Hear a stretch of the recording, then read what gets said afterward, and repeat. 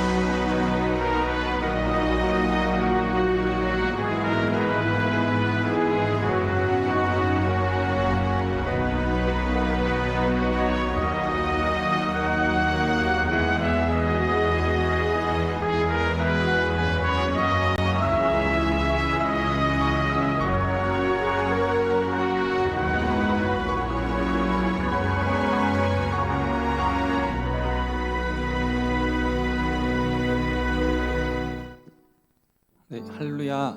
아멘. 네, 오늘도 주님 전에 나오신 우리 한빛 청년 여러분 그리고 성도님들 모두 환영하고 축복합니다.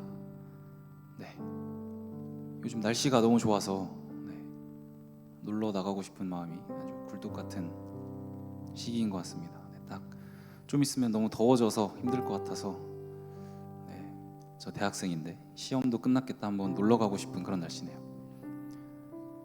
또 마침 이번 주에 어버이날이 있었죠. 그래서 흰 티 많이들 입고 오신 거 보니까 특송 다들 서주신 것 같은데 어버이 주일 맞아서 저도 할머니 할아버지도 뵙고 부모님과도 시간을 좀 보내는 그런 한 주였던 것 같습니다.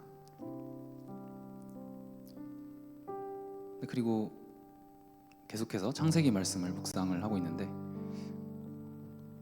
요셉의 이야기 묵상했습니다. 그래서 요셉이 이제 형들의 미움을 사서 팔려 나가고 또 모함을 받고 감옥에 갇혔지만 그러한 상황들 속에서도 자기에게 주어진 일을 최선을 다해 하고 또 주님을 섬기는 것을 기도하고 주님께 나아가는 것을 멈추지 않았기에 그런 상황 속에서도 요셉에게 많은 은혜를 주시는 모습들이 보였습니다. 우리도 언제나 어떤 상황 속에서도 주님께로 나아가는 삶을 살기를 소망하며 함께 기도하고 찬양으로 예배를 시작하겠습니다. 기도하시겠습니다. 사랑의 주님, 오늘도 주님 전에 예배로 나아가게 하심에 감사드립니다. 언제나 주님을 잊지 않았던 요셉처럼 우리도 주님만 찬양하고 주님만 바라보고 언제나 주님께 기도하며 살아가기를 소망합니다. 주님, 우리와 함께하여 주시고 흔들리지 않는 힘과 용기를 우리에게 주시옵소서. 또 이 시간 예배로 나아갑니다. 주님, 이 자리에 함께하셔서 우리에게 큰 은혜와 축복을 주시고 또 세상에 나아가 살아갈 때에 주님 뜻 잊지 않고 이 세상의 소금과 빛이 되는 우리들이 될 수 있도록 주님 우리를 인도하여 주시옵소서. 언제나 감사드리며 예수님 이름으로 기도합니다. 아멘.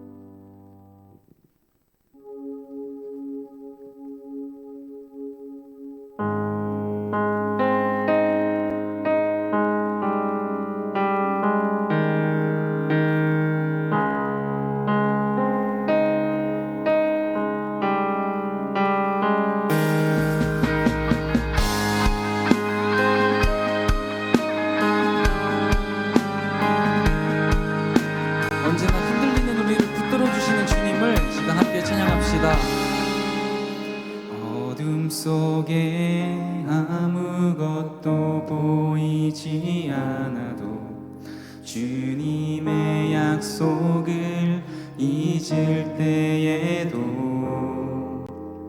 주가 붙드시기에 버텨내는 삶 주가 원하는 절망 중에 무엇 하나 들리지 않아도 예수의 능력이 힘이러 가도 주의 자녀이기에 버텨하는 삶 주가 원하는 삶 나는 일어섭니다.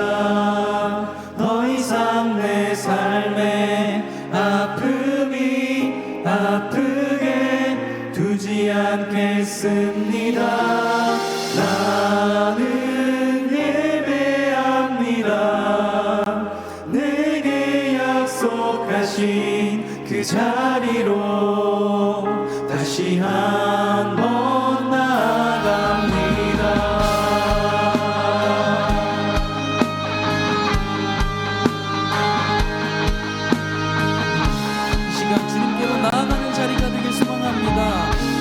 속에 아무것도 보이지 않아도 주님의 약속을 잊을 때에도 주가 붙드시기에 버텨내는 삶 주가 원하는 절망 중에 무엇 하나 들리지 않아도 예수의 능력이 힘이러가고 주의 자녀이기에 예배하는 삶 주가 원하는 삶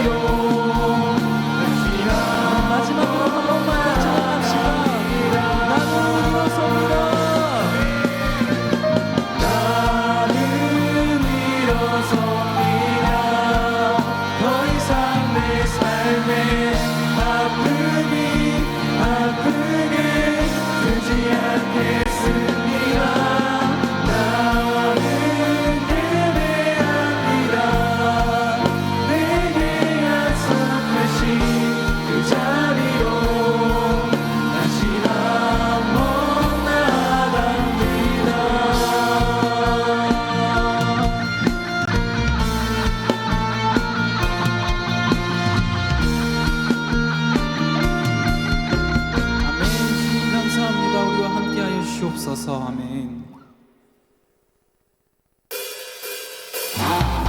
이 시간 가능하시다면 자리에서 일어나셔서 함께 박수치며 찬양합시다.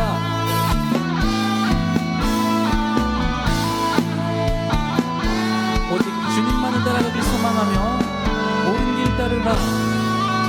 옳은 길 따르라.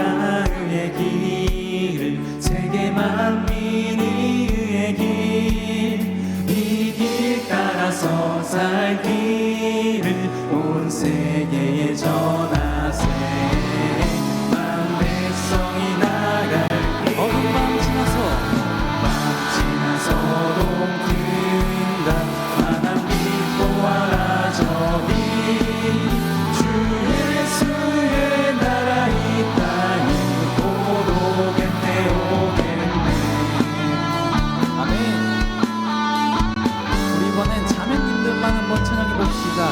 박수.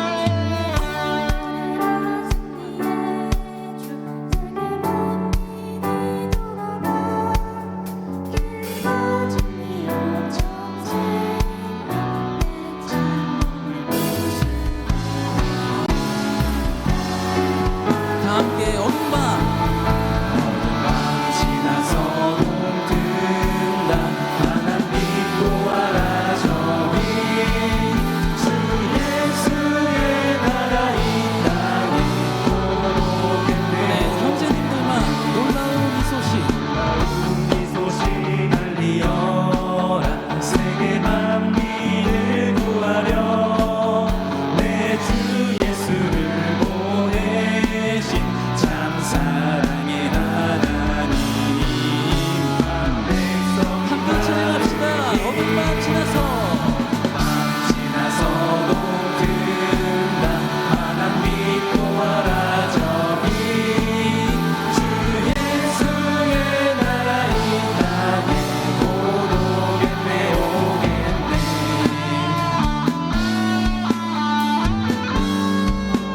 이번엔 우리 목소리로 고난길. 외치고 찾아온 길 많은 백성을 구한 길 모두 나와서 믿어라 온 세상이 마침내 이주기에 살겠네 아멘. 다시 한번 어둠 밤. 지나서 동든다 하나님 보아라 저기 주 예수의 나라 이 땅에 마지막으로 어둠 밤 지나서. 밤 지나서 동든다 하나님 보아라 저기 주 예수의 나라 이 땅에 주 예수의 나라. 주 예수의 나라 이 땅에 곧 오겠네 오겠네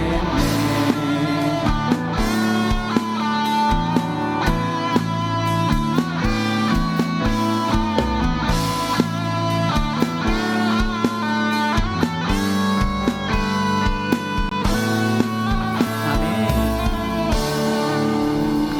이 시간 이어서 계속해서 박수 치며 찬양하길 원합니다.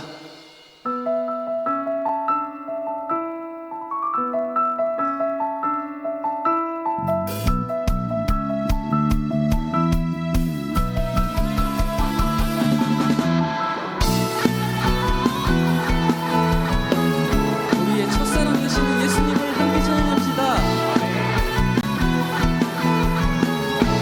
예수 나의 예수 나의 첫사랑 되신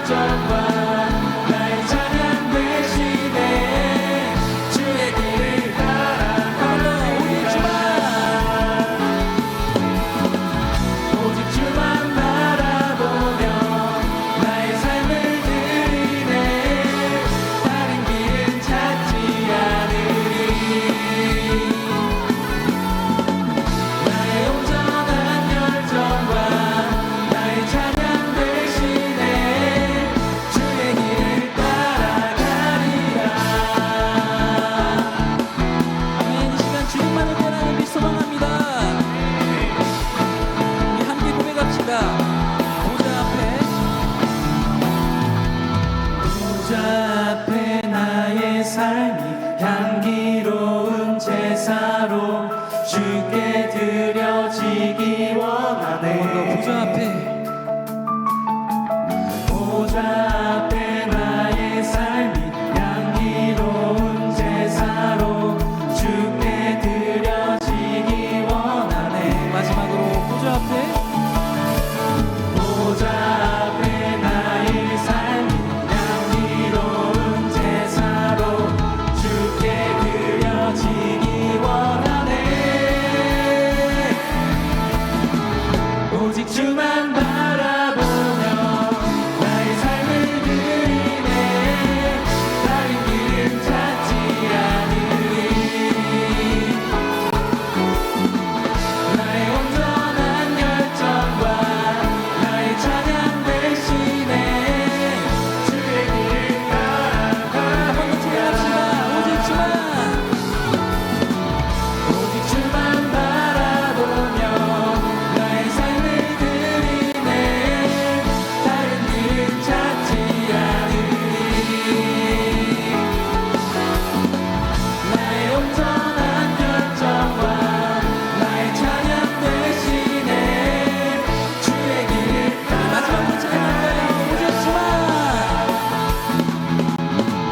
오직 주만 바라보며 나의 삶을 드리네.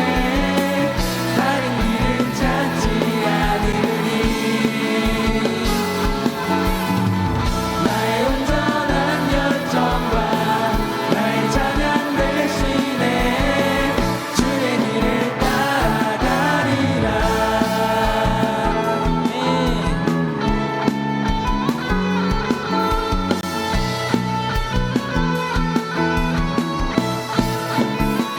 주님 감사합니다. 이 시간 주님께 영광의 박수 올려드립시다. 자리에 앉으셔도 좋습니다.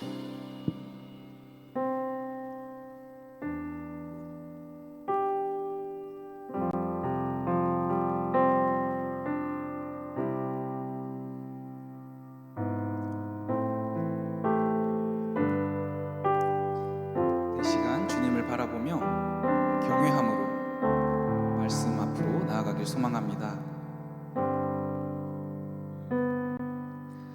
말씀 앞에서 경외함으로 주께 홀로 섭니다. 생명의 말씀 읽고 순종해 주를 예배합니다. 기록된 말씀 힘이 있어서 진리로 우리 거룩해 하며 거룩한 말씀 세세 영원히 복음이 되어 말씀하시네.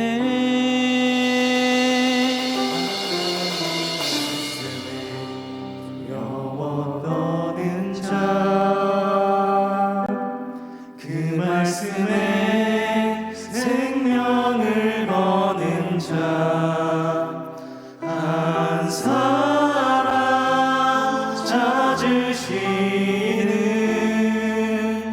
주님의 약속을 믿어. 하나님 말씀에 인생을 거는 자, 순종하며 주 따라가는 자, 영원한 하나님 나라 일어날 주의 교회여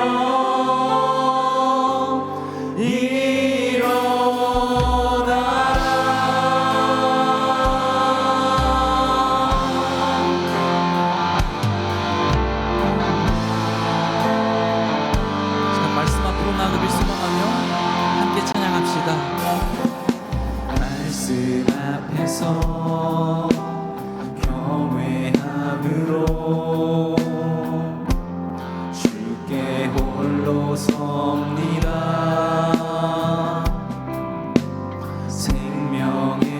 말씀 읽고 순종해 주를 예배하고 기록된 말씀 기록된 말씀 이미 있어서 진리로 우리 거룩해 하며 거룩한 말씀 세세 영원히 복음이 되어 말씀하시네 하나님 말씀에 두려워 떠는 자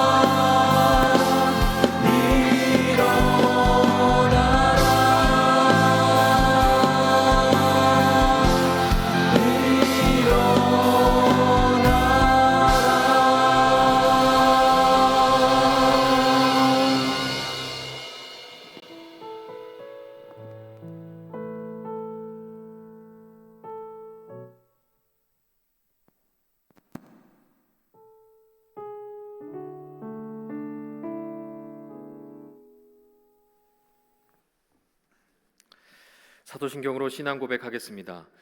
나는 전능하신 아버지 하나님, 천지의 창조주를 믿습니다. 나는 그의 유일하신 아들, 우리 주 예수 그리스도를 믿습니다. 그는 성령으로 잉태되어 동정녀 마리아에게서 나시고 본디오 빌라도에게 고난을 받아 십자가에 못 박혀 죽으시고 장사된 지 사흘 만에 죽은 자 가운데서 다시 살아나셨으며 하늘에 오르시어 전능하신 아버지 하나님 우편에 앉아 계시다가 거기로부터 살아있는 자와 죽은 자를 심판하러 오십니다. 나는 성령을 믿으며 거룩한 공교회와 성도의 교제와 죄를 용서받는 것과 몸의 부활과 영생을 믿습니다. 아멘.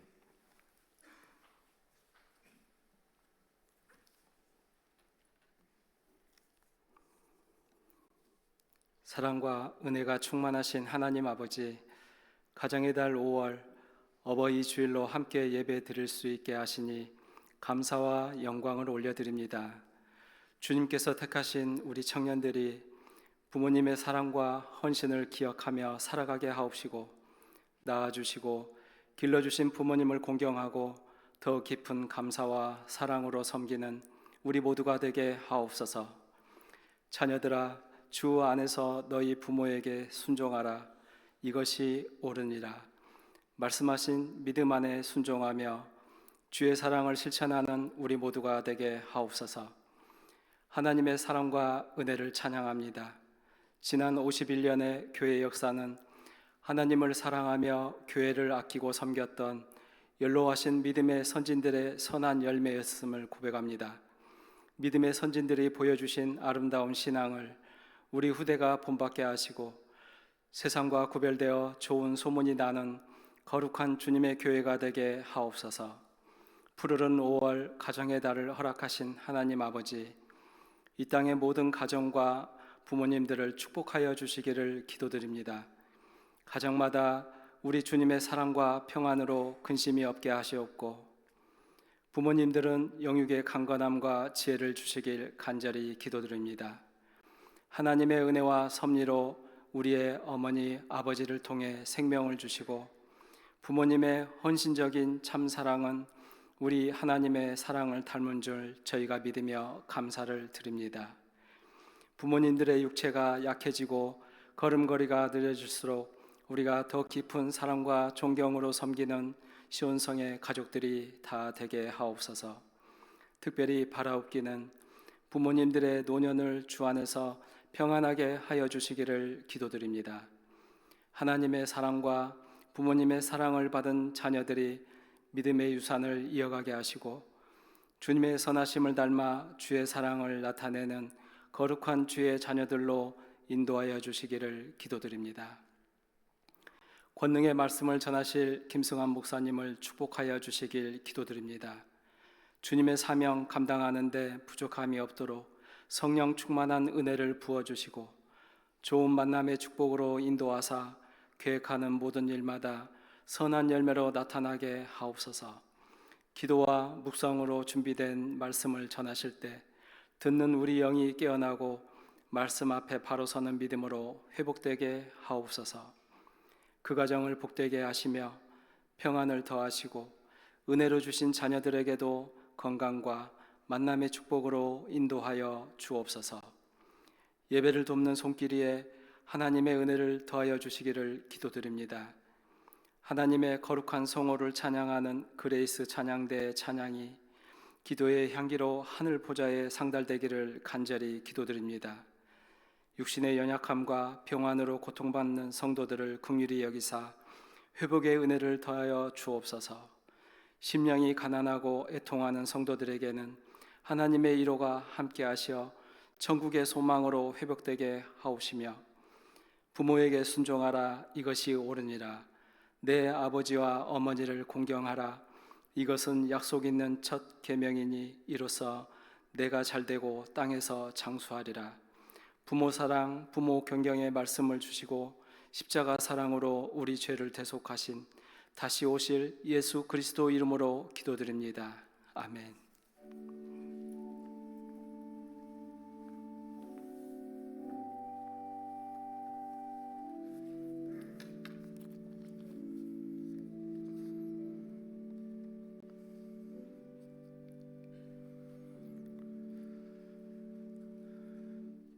오늘 우리에게 주시는 거룩하신 하나님의 말씀은 룻기 1장 15절에서 18절 말씀입니다. 룻기 1장 15절에서 18절입니다. 나오미가 또 이르되 보라 내 동서는 그의 백성과 그의 신들에게도 돌아가나니 너도 너의 동서를 따라 돌아가라 하니 룻이 이르되 내게 어머니를 떠나며 어머니를 따르지 말고 돌아가라 강권하지 마옵소서. 어머니께서 가시는 곳에 나도 가고 어머니께서 머무시는 곳에서 나도 머물겠나이다. 어머니의 백성이 나의 백성이 되고 어머니의 하나님이 나의 하나님이 되시리니 어머니께서 죽으시는 곳에서 나도 죽어 거기 묻힐 것이라. 만일 내가 죽는 일 외에 어머니를 떠나면 여호와께서 내게 벌을 내리시고 더 내리시기를 원하나이다 하는지라. 나오미가 룻이 자기와 함께 가기로 굳게 결심함을 보고 그에게 말하기를 그치니라. 아멘. 이 말씀은 살아계신 하나님의 말씀입니다. 아멘.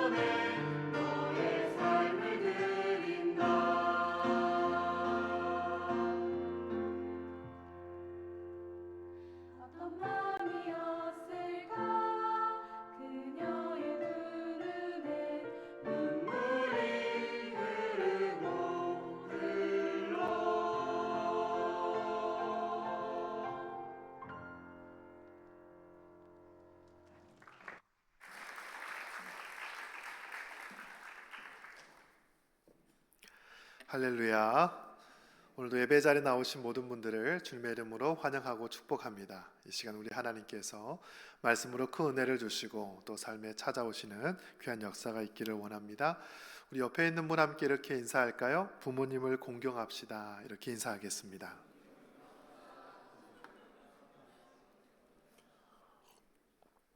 오늘 요게벳의 노래 또 우리 그레이스 찬양대에서 불러주셨는데요. 이게 모세 이야기인 거 다 아시죠? 모세를 강물에 띄어보내면서 하염없이 눈물을 흘렸을 또 그의 어머니에 관한 찬양인데 또 귀한 찬양을 우리에게 들려주셨습니다. 이 시간 박수로 한번 격려할까요? 감사합니다. 오늘 어버이 주일인데요. 아마 지난 주중에 어버이날을 보냈습니다.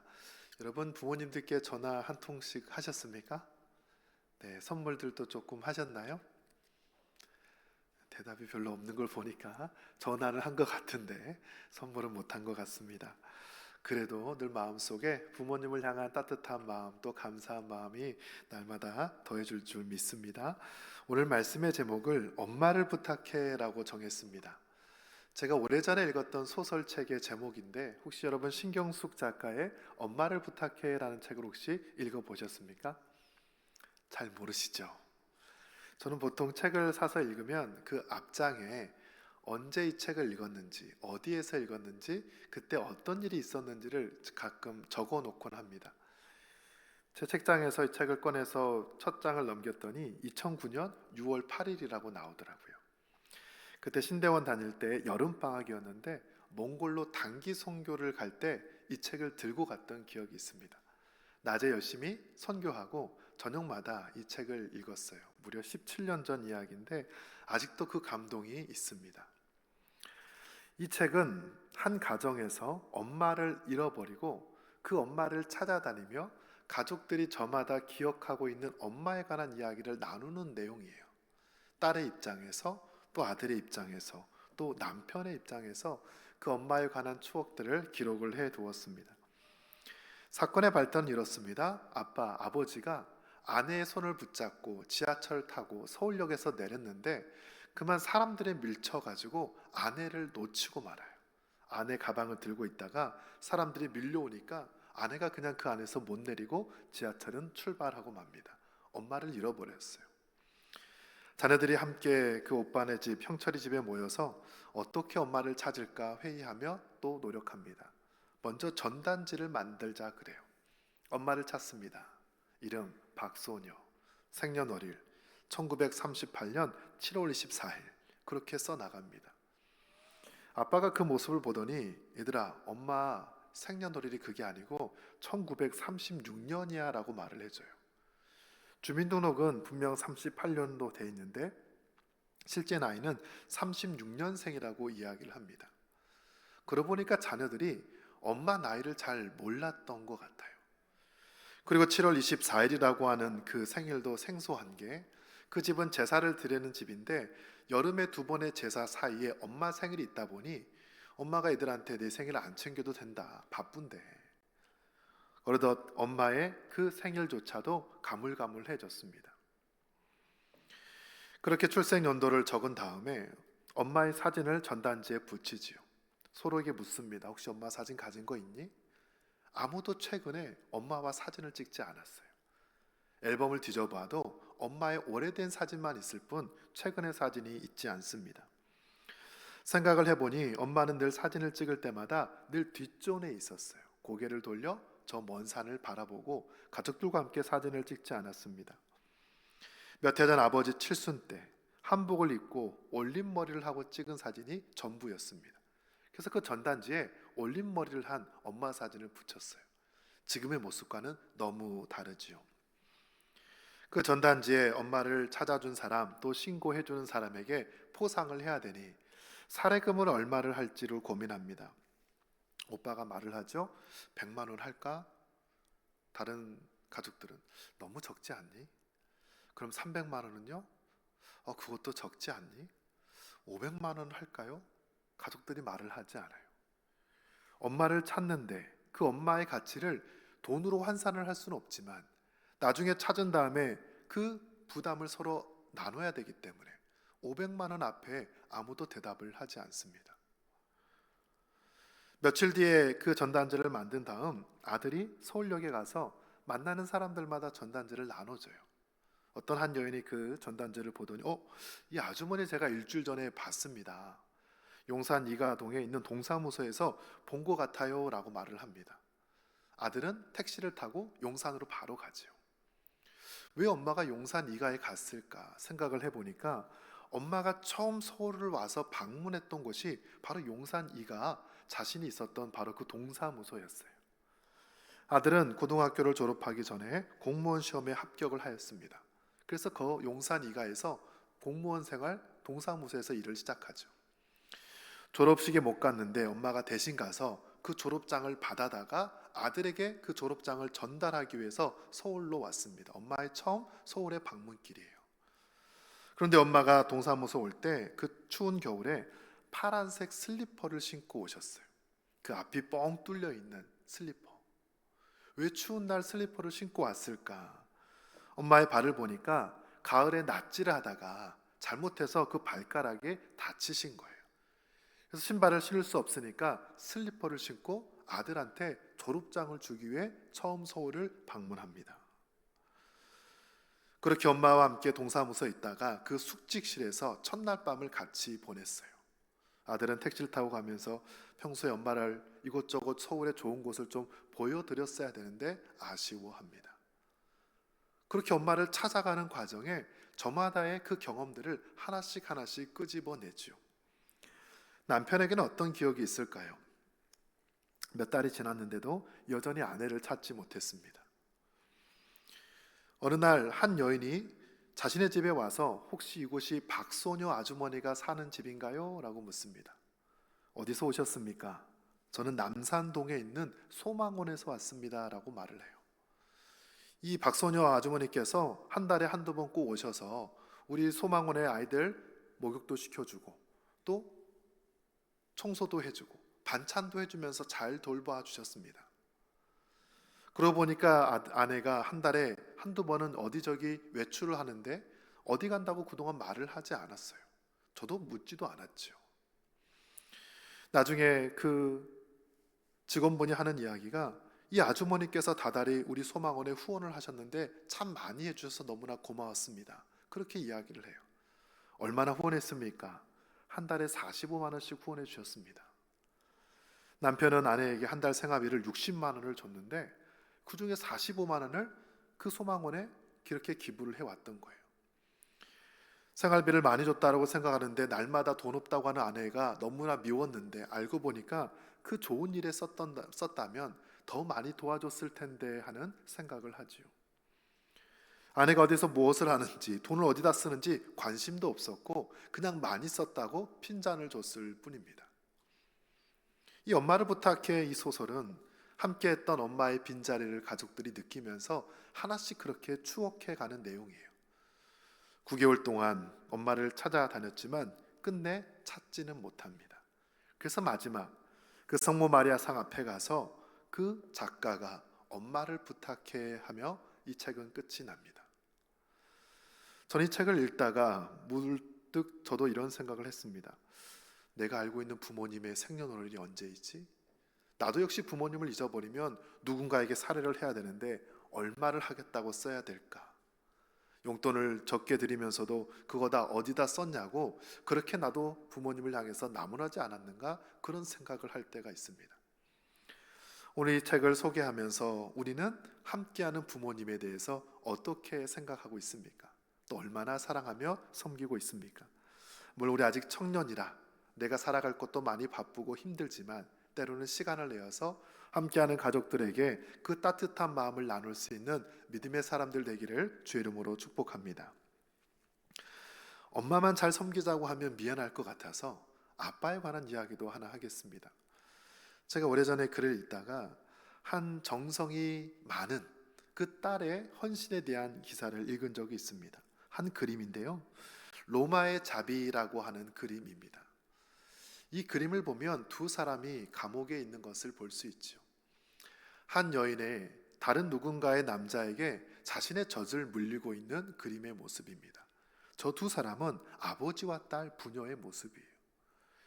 저 그림을 그린 사람은 17세기 바로크 시대의 화가였던 페트로 루벤스인데, 바로 그 로마에 나왔던 1세기 시대 역사에 기록되었던 그 이야기를 모티브로 삼아서 저 그림을 그립니다. 그의 아버지 시몬은 나라의 반역죄를 저질러서 죽을 위기에 처해 있었어요.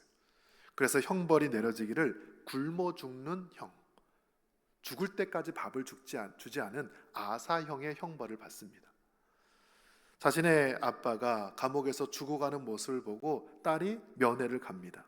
그때쯤 딸이 출산을 하여서 아이를 키우고 있었는데, 아빠가 굶어 죽어가는 것을 보고 자신의 젖을 물리면서 아빠를 살렸다는 내용이에요. 그의 효심에 감동하여서 그 국왕이 그 아버지의 죄를 용서해 줍니다. 그 아름다운 사랑의 섬김으로 가정이 다시 살아나는 바로 그 내용을 저 그림으로 그린 것이죠. 물론 오늘날 우리가 그렇게까지 할 수는 없다 할지라도, 우리가 이 땅에서 나를 낳아주고 길러주신 그 사랑 많은 부모님에게 무엇으로 어디까지 보답할 수 있을까?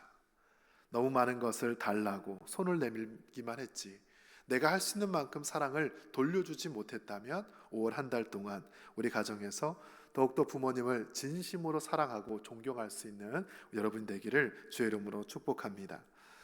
우리가 성경 말씀을 읽다 보면 하나님께서도 말씀하시기를 내 부모를 공경하라고 하였는데, 우리 출애굽기 20장 12절 말씀을 함께 읽습니다. 시작. 내 부모를 공경하라.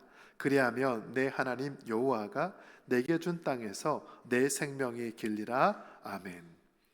하나님은 이스라엘 백성들을 향하여서 너희 부모들 공경하라라고 말씀했습니다. 여기서 공경하다라는 히브리 단어가 카베드인데, 다 같이 해볼까요? 카베드. 이 카베드란 단어는 무겁게 여기다, 중요하게 생각하다라는 뜻이 있습니다. 부모님을 공경하는 건 선물을 많이 갖다 드리고 앞에서 재롱잔치 해드리고 이게 아니라, 부모님의 말씀과 그분의 삶 자체를 무겁게 여기는 것을 곧 공경이라고 성경은 말을 합니다. 왜 무겁게 여기라 그랬을까? 고대 사회의 화폐는 주로 종이가 아니라 금과 은을 사용했죠. 한 달란트, 두 달란트, 한 세겔, 두 세겔. 비싼 것일수록 금과 은을 많이 가져다 줘야지 얻을 수 있었습니다. 다시 말하면 고대 사회에서 가치 있는 것, 중요한 것, 좋은 것들은 다 무거운 것이었어요. 부모님을 공경하는 것도 마찬가지입니다. 부모님의 가치를 어떻게 돈으로 환산할 수 있겠습니까? 그 부모님의 소중함과 고마움을 중요하게 여긴다라는 것은 그분들을 무겁게 여기는 것, 그것을 바로 성경은 공경이라고 표현을 합니다. 이 공경이라는 카베드라는 단어에서 카보드라는 단어가 나왔는데요, 다 같이 해볼까요? 카보드. 이 단어는 어떤 뜻인가? 영광을 돌리다라는 의미가 있어요. 하나님의 영광, 하나님의 카보드, 하나님 앞에 영광과 찬송과 감사를 올려드린다라는 것은 우리 하나님을 무겁게 여기는 것을 뜻하지요. 하나님의 임재와 하나님의 역사의 그 압도당하는 무게감을 느끼며 살아가는 것을 바로 그 무게를 통한 하나님의 영광이라고 성경은 표현을 하고 있습니다. 하나님의 말씀과 또 부모님의 가르침을 가볍게 여기지 않는 그 삶의 태도, 그것이 바로 공경이라고 성경은 가르치고 있습니다.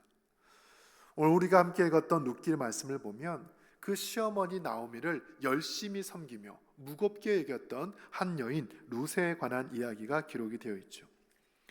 그녀는 이스라엘 사람은 아닙니다. 모압 여인이지요. 이방 여인이지만 남편을 여의고도 끝까지 시어머니를 모시며 살아가는 한 여인의 아름다운 이야기가 기록이 되어 있습니다.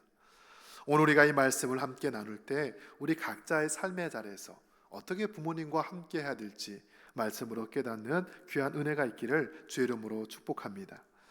우리가 룻기를 이해하기 위해서는 먼저 이 나오미 가정의 상황을 이해해야 되는데 우리 말씀 1장 1절과 2절을 같이 함께 읽겠습니다. 시작.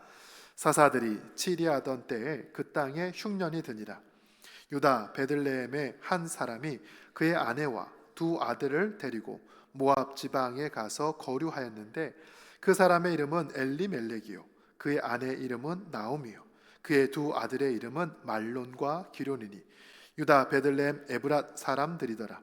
그들이 모압 지방에 들어가서 거기 살더니. 아멘.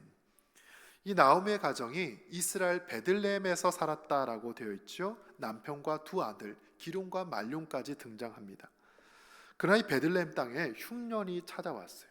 더 이상 먹을 것이 떨어지자 모압이라고 하는 지역으로 이사를 가려고 계획합니다. 여러분, 이 베들레헴이라는 지명의 이름을 뜻을 보면 이 벳은 집이란 뜻이에요. 벳엘 하면 하나님의 집, 베들레헴 하면 집인데 어떤 집이냐? 이 레헴이 떡 또는 빵을 뜻합니다. 빵집 또는 떡집이라는 의미가 있어요. 다시 말하면 이 지역은 농사가 그래도 잘 되기 때문에 그렇게 떡을 만들거나 빵을 만들어서 생활하기에 넉넉했던 곳입니다.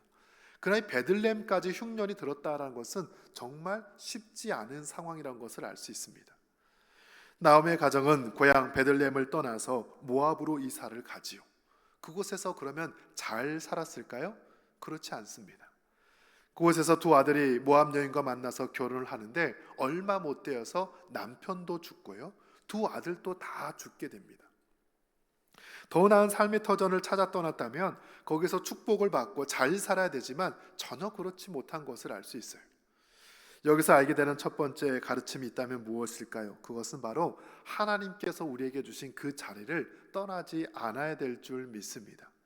이 가나안 땅은 하나님께서 젖과 꿀이 흐르는 땅으로 그 조상들에게 약속하고 맹세하여 주신 땅입니다.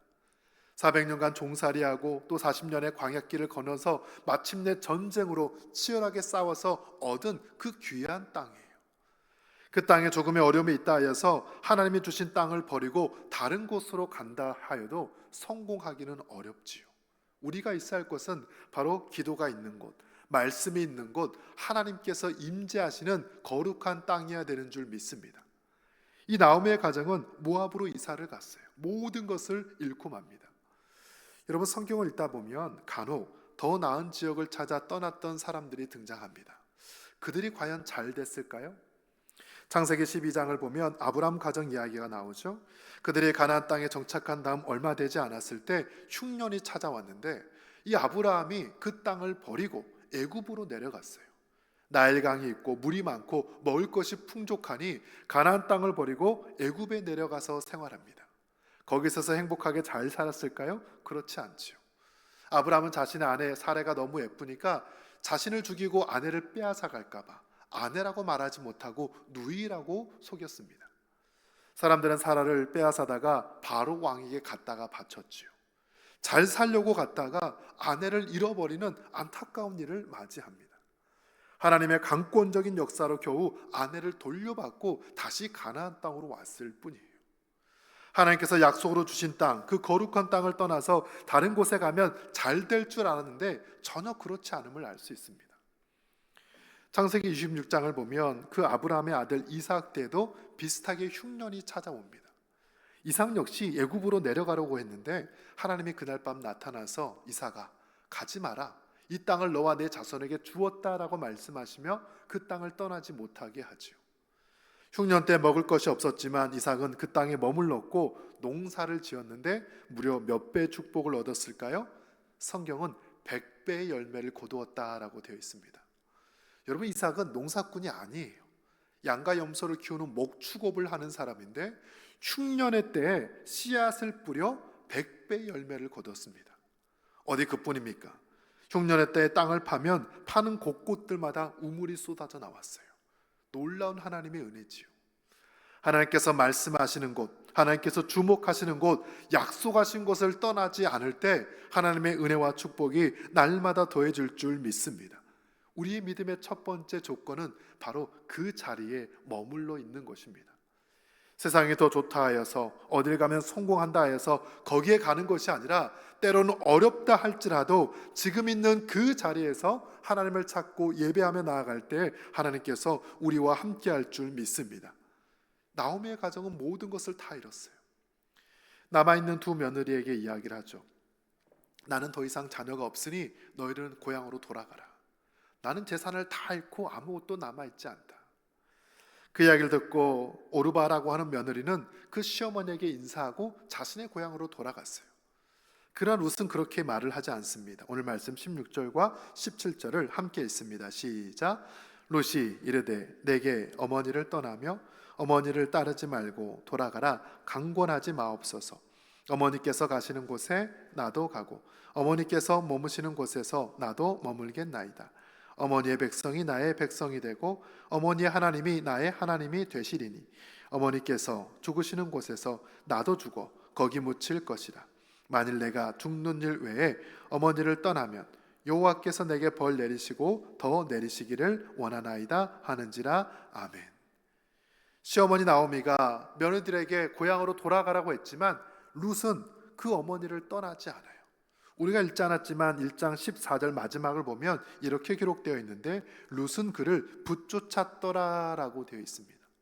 끝까지 어머니를 붙잡고 갔어요. 여기서 붙쫓았다라는 히브리 단어가 다바크이거든요. 다 같이 해볼까요? 다바크. 이 단어가 참 재미있습니다. 꽉 달라붙어 있는 모습을 표현해요. 다바크가 쓰여 있는 단어를 찾아보면 뼈에 살이 붙어 있다. 우리 입 안에서 이 혀가 천장에 붙었다. 먼지가 우리 옷에 붙어 있다. 아무리 떼어내려고 해도 계속 달라붙은 바로 그 모습을 다바크라고 성경은 표현을 합니다. 더 구체적으로 창세기 2장 24절을 보면 남자가 부모를 떠나 그의 아내와 연합하여, 이 연합이 바로 다바크예요. 완전히 하나가 되어서 일체가 된 것을 다바크라고 말합니다. 이 며느리가 시어머니에게 말하기를 어머니께서 가시는 곳에 저도 갑니다. 어머니의 백성이 저의 백성입니다. 어머니의 하나님이 저의 하나님입니다. 제가 죽는 것 외에 어머니를 떠나면 하나님께서 여호와께서 내게 벌을 내리시고 또 내리시기를 원합니다. 그 어머니와 함께하기 위해서 다바크, 끝까지 붙은 것을 알 수 있습니다. 이것은 단지 인간적인 차원의 효를 말하는 것이 아니라 하나님을 선택한 거예요. 여러분, 우리가 아는 것처럼 모압에서는 그모스라고 하는 우상을 섬기죠. 민족마다 다 우상이 있어요. 이 어머니를 쫓았다는 것은 어머니가 믿고 따르는 그 하나님을 붙잡았다는 것을 의미합니다. 하나님의 이름으로 맹세하죠. 내가 어머니를 떠나면 여호와께서 내게 벌을 내리시기를 원합니다. 어머니를 통해서 하나님을 만났고 그 하나님을 나의 구주로 고백하였고 그 어머니의 신앙이 곧 나의 신앙입니다라고 고백하였던 것처럼 오늘 이 시간 함께 예배하는 우리 모두도 그 부모님의 신앙을 물려받아서 우리도 주님과 함께 영원히 동행하며 살아가는 믿음의 백성들 되기를 축복합니다. 어머니를 붙잡는 것, 아니 그 어머니가 믿는 하나님을 다바크하는 거예요. 이 나오미와 룻이 고향 베들레헴으로 돌아왔습니다. 돌아와도 아무것도 남아있는 게 없지요. 집도 없고 땅도 없고 밭도 없습니다. 먹을 것도 없어요. 며느리가 어떻게 시어머니를 돕습니까? 밭에 나가서 그 바닥에 떨어져 있는 이삭을 하나씩 주어요. 그때가 추수 때였는데 사람들이 추수하고 남아있는 그것을 하나씩 주워 담습니다. 어느 밭에서 일을 했는가 보니까 보아스라고 하는 사람의 밭에서 일을 했습니다. 오늘 말씀 2장 11절을 같이 읽습니다. 시작. 보아스가 그에게 대답하여 이르되 죽은 후로 내가 시어머니에게 행한 모든 것과 내 부모와 고국을 떠나 전에 알지 못하던 백성에게로 온 일이 내게 분명히 알려졌느니라. 아멘. 고향으로 돌아와서 어떻게 먹고 살아야 될까? 앞에 있는 밭에 가서 열심히 일을 합니다. 그 모압 여인이 와서 시어머니를 돕는다라는 소식이 마을 사람들에게 전달되었겠죠. 그 룻을 좋게 보기 시작합니다. 사람들에게 이 보아스라고 하는 밭주인이 하는 말이 다른 곳에 가지 말고 우리 밭에서 일을 하십시오. 추수하는 소년들에게 명령해서 일부러 이삭을 흘리라고까지 말을 해요. 열심히 이삭을 주워 담아요. 음식을 먹을 때도 같이 먹자고 합니다. 집에 갈 때는 그 바가지에다가 그 보리를 더 얹혀서 집에 돌려보내주기도 하죠. 당신이 어떤 사람이라는 걸 우리가 잘 알고 있습니다. 모압에서 올라와서 시므온을 공격하는 것을 잘 알고 있습니다. 그녀를 칭찬을 합니다. 여러분, 그러나 사실 이 모압 사람들은 이스라엘 마을에 들어오면 안 돼요. 왜? 그게 성경의 명령으로 기록되어 있기 때문입니다. 우리 신명기 23장 3절 말씀을 같이 읽어볼까요? 시작. 암몬 사람과 모압 사람은 여호와의 총회에 들어오지 못하리니 그들에게 속한 자는 10대뿐 아니라 영원히 여호와의 총회에 들어오지 못하리라. 아멘. 모세가 그 광야에서 아예 하나님 말씀으로 이렇게 못 박아놨어요. 모압 사람과 암몬 사람은 우리 총에 들어올 수 없다. 왜 그렇게 명령했을까요? 그들이 출애굽하는 과정에 가나안 땅으로 갈 때 모압 땅을 지나가야 했습니다. 모압과 암몬 지역을 지나가야 했어요. 모세와 백성들이 부탁을 하죠. 우리가 그 땅을 좀 지나가야 되는데 길을 좀 내주십시오. 우리가 밭에 가서 함부로 곡식을 먹지 않겠습니다. 필요하면 돈을 주고 사 먹겠습니다. 그럼 모압 사람들이 그걸 거절했어요. 우리 마을에 올 수 없습니다. 돌아가십시오. 모압 왕 발락은 더 나아가서 발람이라고 하는 사람 불러다가 저 이스라엘 사람을 저주해달라고 명령을 합니다. 3번이나 명령했어요. 발람은 저주를 하지 못하고 오히려 그들을 축복하기도 하죠. 그 광야에서 먹을 것을 주지 않고 그 땅을 허락하지 않아서 하나님이 굉장히 화가 나셨고, 이 모압 사람들을 향하여서는 절대로 이스라엘 총에 들어올 수 없다, 그렇게 성경으로 기록을 해두었습니다. 지금 이 룻이 모압 여인으로서 베들레헴에서 와서 살아간다는 것은 사실 쉽지 않은 거예요. 말씀을 어기는 것입니다. 그럼에도 불구하고 열심히 시어머니를 섬겼을 때 사람들이 그녀를 칭찬했어요. 룻기 3장을 보면 이 보아스가 룻을 어떻게 평가했느냐, 당신은 현숙한 여인이라는 것을 우리 백성들이 다 알고 있습니다 라고 이야기를 합니다. 그녀를 현숙한 여인이라고 평가했어요. 여러분, 잠언서 31장을 보면 현숙한 여인이 어떤 여인인지가 기록이 되어 있습니다. 잠언 31장에 현숙한 여인은 아침에 일찍 일어나 종들에게 일감을 줍니다. 멀리 가서 음식을 사옵니다. 바느질을 열심히 해서 아이들 옷을 입혀주죠. 남편을 잘 섬기면서 동네 마을 가장 높은 곳에 남편을 앉혀두고 사람들에게 존경과 인정을 받게 해주는 여인이 바로 현숙한 여인이라고 기록이 되어 있어요. 그러나 잠언 31장 30절은 이렇게 되어 있는데, 고운 것도 거짓되고 아름다운 것도 헛되나 여호와를 경외하는 여자는 칭찬을 받을 것이라. 이 현숙한 여인은 단지 일을 잘하는 사람이 아니라 하나님을 경외함으로 그 믿음을 가지고 모든 일을 지혜롭게 처리하는 여인이라는 것을 알 수 있습니다. 이 룻은 모압 여인으로서 이스라엘 땅에 들어올 수 없었지만 그 시어머니를 사랑하고 존경하고 하나님을 잘 섬기며 예배할 뿐 아니라 믿음의 선한 삶을 보였기에 사람들로부터 칭찬과 존경을 받은 것을 알 수 있습니다. 사랑하는 청년 여러분, 우리도 마찬가지죠. 이 땅에 하나님을 믿고 따르는 그 모습 그대로 우리 사랑하는 가족과 부모님을 아름답게 섬겨나가는 주의 백성들 되기를 축복합니다. 그것을 사람들이 바라보고 있다는 거예요.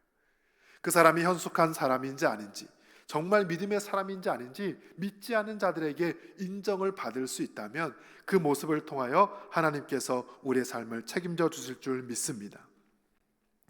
결국 나아가서 이 룻은 보아스와 마침내 결혼까지 합니다. 그 과정은 그러나 쉽지는 않았어요. 이스라엘 사회에는 고엘이라고 하는 독특한 제도가 있는데 다 같이 해볼까요? 고엘. 이 고엘은 어떤 제도냐? 우리 가족 식구 중에 누군가가 빚을 많이 져서 경제적인 어려움이 있다면 그 가족과 친척들이 그 빚을 대신 갚아주는 것입니다. 돈이 없어서 땅을 팔고 집을 팔아서 모든 것을 다 탕진했다면 그 땅과 집을 다시 되사서 그에게 주는 제도가 바로 고엘이라고 하는 제도예요. 이 고엘은 가족과 친척들이 서로 공동체가 되어서 그 가정을 지지해주고 회복해야 하는 것에 그 목적이 있습니다. 이 고엘 제도 가운데 가장 잘 알려져 있는 게 바로 기업 무르기라고 하는 거예요. 이 기업 무르기는 무엇이냐? 가족 중에 그 사람의 재산만 찾아주는 것이 아니라 그에게 자녀가 없다면 그 집 여인과 결혼하여서 아들과 딸을 낳아주고 그 자녀도 내 자녀가 아니라 그 집 자녀로 입양을 다시 보내는 것입니다.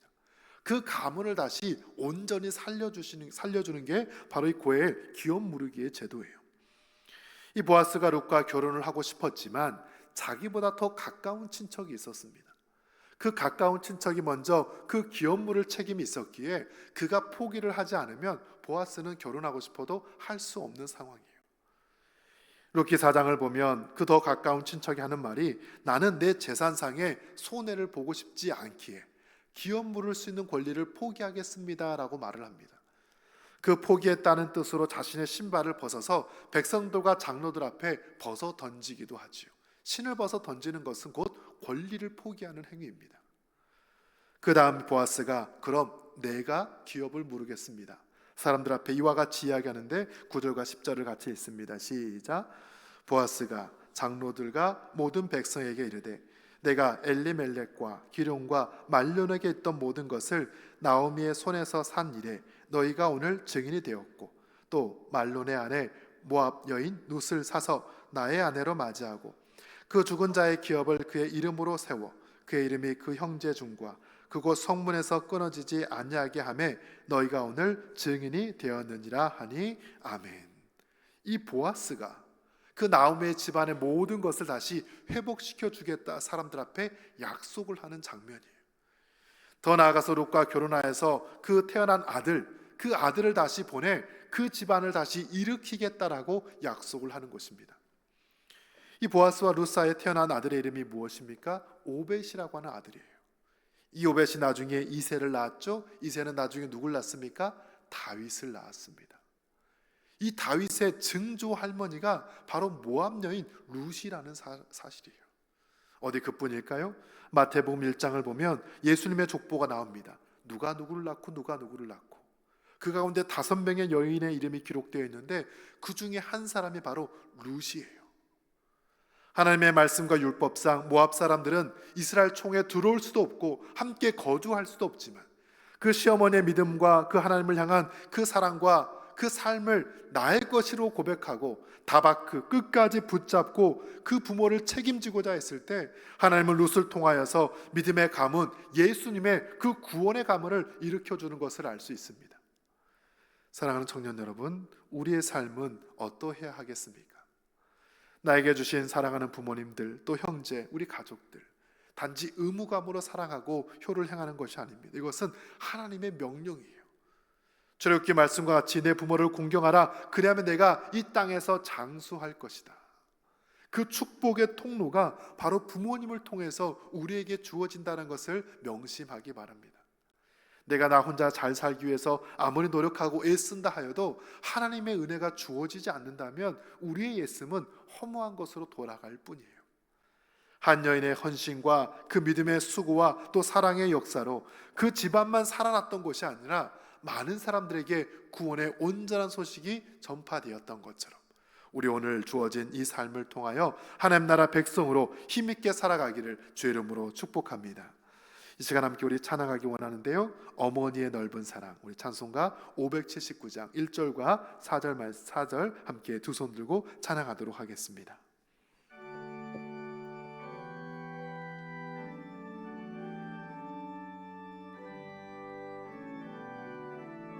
어머니의 넓은 사랑, 어머니의 넓은 사랑 귀하고도 귀하다.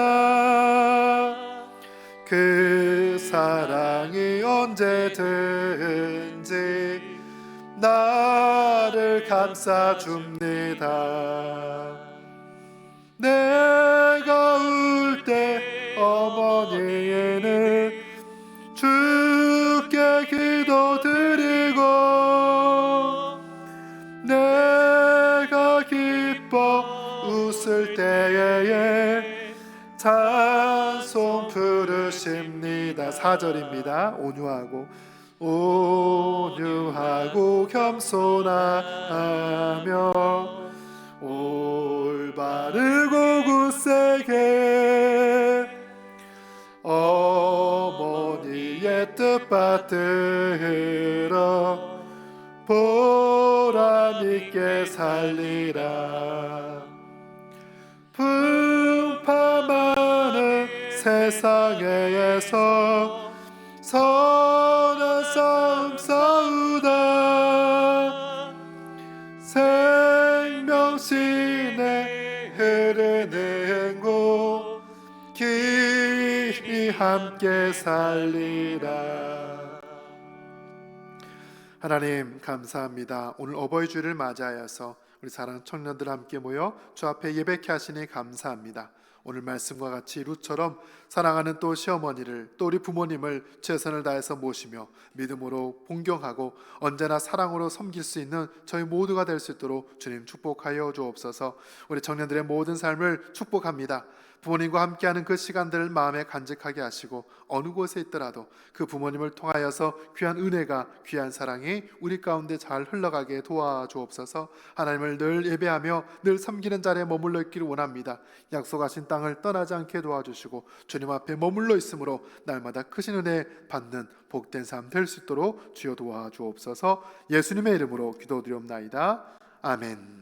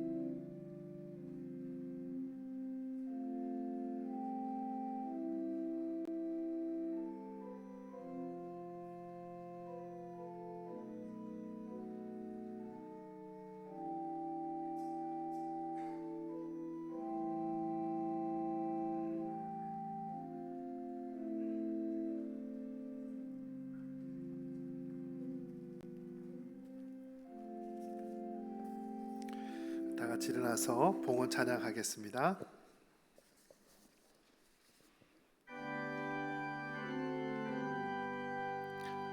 나의 생명 드리네 주여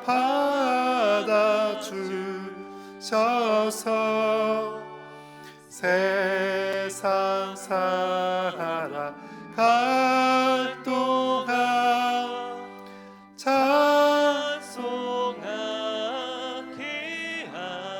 하소서.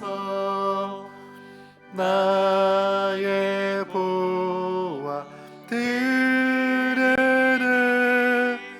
주여 받아주셔서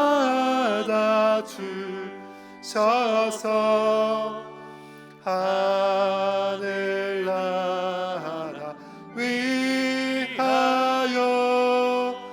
주 뜻대로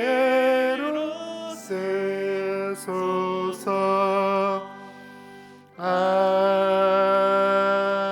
아멘. 하나님 감사합니다. 이 시간 사랑하는 청년들 주 앞에 나와서 함께 예배할 수 있도록 인도하시니 감사합니다. 일상이 바쁘고 또 많이 지치지만 주님 앞에 예배할 때마다 날마다 새 힘을 불어넣어 주시고 그들의 삶에 놀라운 은혜가 넘쳐나게 하여 주옵소서. 이 시간 귀한 예물을 주님께 올려드립니다. 11조 예물과 또 감사 예물 또 선교원금과 헌당 예물을 드립니다. 우리 청년들의 삶을 주님께서 책임져 주시고 앞길을 활짝 열어주시고 또 직장과 또 가정 모든 삶에 날마다 크신 역사 나타나게 하여 주옵소서. 하나님 공부하는 자들에겐 지혜를 주시고 또 결혼 준비하는 자들에게 만남의 복도 주시고 하나님께서 그들의 앞날을 늘 동행하셔서 날마다 하나님과 함께하는 그 시간들이 행복과 기쁨과 감사가 넘쳐나도록 주여 도와주옵소서. 예수님의 이름으로 기도드리옵나이다. 아멘. 우리 교회 소식 전하도록 하겠습니다. 오늘 우리 교회 처음 등록해준 우리 세 가족이 있는데요. 우리 김예은 청년 잠깐 자리에서 일어나 주시면 우리 시간 함께 축복송으로 우리 환영하도록 하겠습니다. 어디에 계신가요? 네, 뒤에 앉아 있는데요. 우리 같이 찬양할까요? 환영합니다. 환영합니다. 주님의 이름으로 환영합니다. 주님의 사랑으로 이곳에 모인 주의 거룩한 자녀에게 주님의 기쁨과 주님의 사랑이 충만하게 넘치기를. 우리 시간 손을 뻗어서 God bless you. God bless you. God bless you. 환영합니다. 주님의 사랑으로. 우리 박수로 환영하고 축복하겠습니다. 감사합니다. 우리 새가족실에서 우리 임원들 함께 만나주시면 감사하겠습니다. 우리 교회 소식 전하고 있는데요. 계속해서 여름 우리 일본 단기 선교 준비 과정 중에 있습니다. 우리가 보니까 주차장 마당에서 또 여러 물품도 판매하고 또 열심히 준비하고 있는데 또 많은 청년들의 관심을 부탁을 드리겠습니다. 다른 광고는 주보를 참고해 주시면 좋겠고요.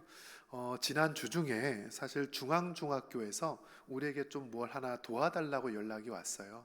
뭐 다른 건 아니고 5월 달에 아이들과 계획이 없던 체육대회를 하게 되었는데 이틀 동안 조금 간식거리로 아이스크림을 2번 사주십시오라고 부탁을 했습니다. 우리가 이제 해마다 장학금을 주는데 그거는 이제 목적이 딱 정해져 있어요. 그래서 그것을 쓰기가 좀 어려웠던지 교회를 향해서 연락을 했습니다. 그래서 어떻게 할까 고민하다가 우리가 청년부가 그 연말에 우리가 크리스마스 전후에 아마 그 햄버거를 나눠주는 거 하잖아요. 그렇죠? 그래서 그거 하는 거 물론 하면 좋지만 조금 당겨서 한다는 마음으로 우리 목사님과 임원들에게 혹시 청년부에서 우리 학교를 좀 지원할 수 있습니까? 부탁을 드렸더니 할 수 있다. 그렇게 또 답을 주셨습니다. 저희가 주중에 이제 그 기부금을 또 보내면서 목적을 또 함께 밝힐 텐데 제 이름으로 말하지 않고 우리 청년들이 했습니다라고 꼭 이야기를 하면서 우리 동생들 체육대회 잘할 수 있도록 그렇게 격려하도록 하겠습니다. 함께 해주셔서 너무나 감사합니다. 다 같이 일어나서 함께 주기도문 찬양할까요? 잠시만요. 광고가 하나 빠졌습니다. 오늘 이 자리에 우리 이동문 집사님 모셨는데 지난번에 인사하셨습니까? 4부에? 했어요? 4부 때? 안 했죠. 잠깐 앞으로 오시죠. 우리 교회 집사님이시고 차량위원회에서 열심히 봉사하고 계시는데 이번 지방선거에 우리 서울시 기초의원으로 출마를 하셨습니다. 어느 당이라고 말은 하지 않습니다. 그러나 여러분 잘 보시고 그 지역구가 우리 교회 아래 중앙동 또 아래쪽에 풍남동 그 다음에 중화산 1, 2 맞습니까? 예. 뭐 송촌동 여기는 상관없습니다. 저는 이제 여기 유권자이기 때문에 저도 열심히 또 도와드려야 되는데 여러분 우리 집사님께서 지역을 위해서 또 열심히 일하고자 큰 뜻을 품었는데 꼭 기억하시고 많이 또 기도해 주시길 바랍니다. 우리 인사할 때 한번 박수할까요? 네. 감사합니다. 네. 들어가시면 되고요. 이번 주 토요일 날 개소식이 가구거리 사거리에서 있다고 하니까 토요일 날 한번 놀러 가시면 한번 맛있는 거를 사 주시겠지요? 네, 사주신다고 하니까 지나가다 한번 들으시면 되겠습니다. 우리 이 시간 다 같이 주기도문 찬양하겠습니다.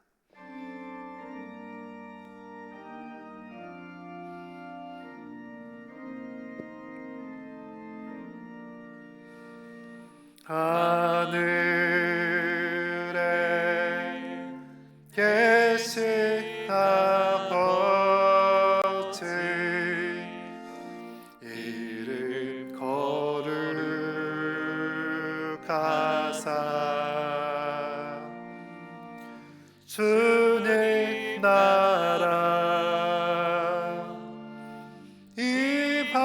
임하시고 뜻이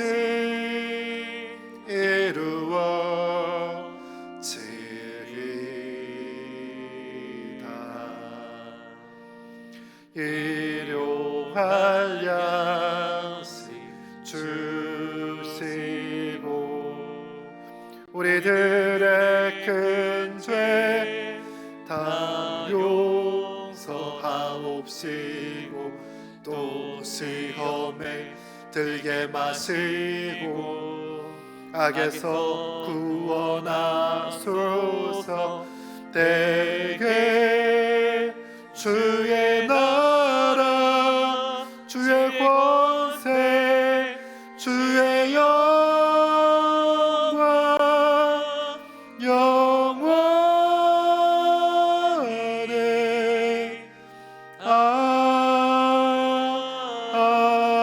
아멘. 이제는 우리 구주 예수 그리스도의 은혜와 우리 아버지 하나님의 크신 사랑과 성령님의 감동 감화하심의 역사가 이제는 부모님을 공경하며 사랑하고 잘 섬기기로 다짐하는 우리 사랑하는 청년들 위해, 그들의 가정과 모든 삶의 자리 위에 우리 교회와 나라와 민족 위에 이제로부터 영원토록 함께 계시기를 간절히 축원하옵나이다. 아멘.